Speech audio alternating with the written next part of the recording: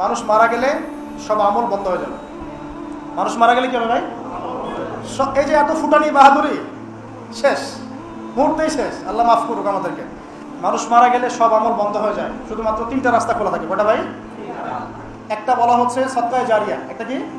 সদকায়ে জারিয়া। সদকায়ে জারিয়া মানে যে মসজিদ একটা সদকায়ে জারিয়া হতে পারে, এই মাদ্রাসা একটা সদকায়ে জারিয়া, এরকম ইসলামিক শিক্ষা প্রতিষ্ঠান সদকায়ে জারিয়া। আপনার নলকূপ স্থাপন করেছেন, গাছ লাগিয়ে দিয়েছেন, মানে মানুষের কল্যাণে কন্টিনিউয়াসলি কাজে আসছে, এগুলোর নাম কি? সদকায়ে জারিয়া। জানেন রাষ্ট্র যারা চালান তাদের সদকায়ে জারিয়া পাওয়ার কত সুযোগ আছে?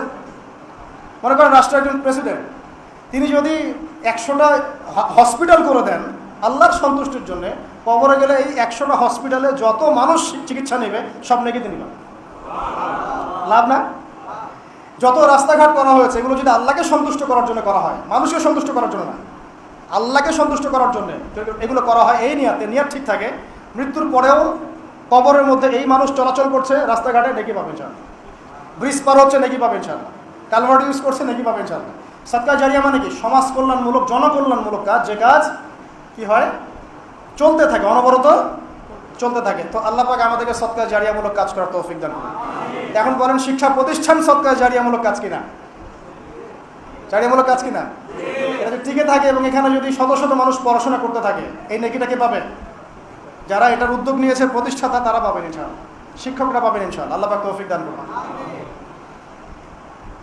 সহিহ বুখারীর নাম শুনেছেন না? ইমাম বুখারী কি বেঁচে আছেন? এখন পর্যন্ত সহিহ বুখারী পড়া হয় কিনা? এই নেকি কে পাচ্ছেন? এই নেকি কে পাচ্ছেন? বুখারী রাহিমাহুল্লাহ কবরে শুয়ে নাকি পাচ্ছেন ইনশাআল্লাহ তাআলা।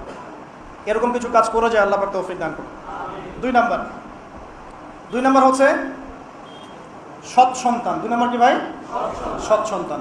সন্তান তো তোমাদের এখন হয় নাই মনে হয়, আল্লাহ পাক হওয়ার ব্যবস্থা করুন। আমিন। যুবকরা এখানে খুব মানে কষ্টে ভোগে, আর বুঝি, আমি বুঝি, কারণ আমরাও ভুগেছি এক সময়।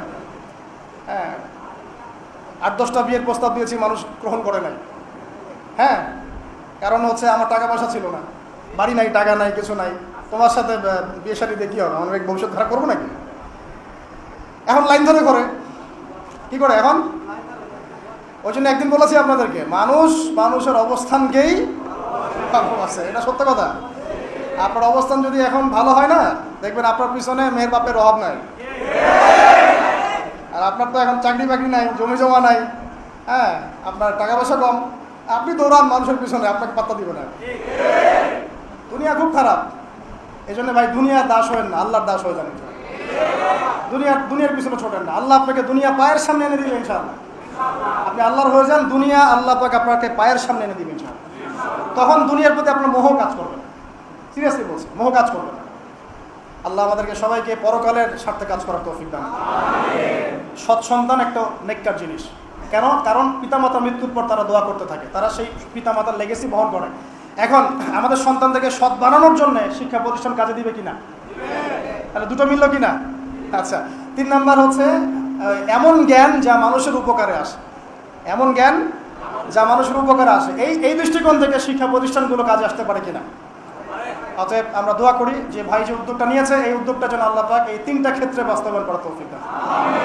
এটা যেন সদকায়ে জারিয়ার মাধ্যম হয়, এটা যেন মানুষকে ভালো কিছু জ্ঞান শেখানোর মাধ্যম হয়, এবং এমন কিছু স্টুডেন্ট আমাদের সন্তানের মতোই, এমন কিছু সন্তান আল্লাহ পাক আমাদেরকে মানুষ করার তৌফিক দান করুন, যারা আগামীতে ইসলামকে হাতে নিয়ে, কোরআন সুন্নাহকে হাতে নিয়ে এই বিশ্বের চ্যালেঞ্জগুলো মোকাবেলা করবে, ইসলামকে এগিয়ে নিবে, প্রতিষ্ঠা করবে ইনশাআল্লাহ।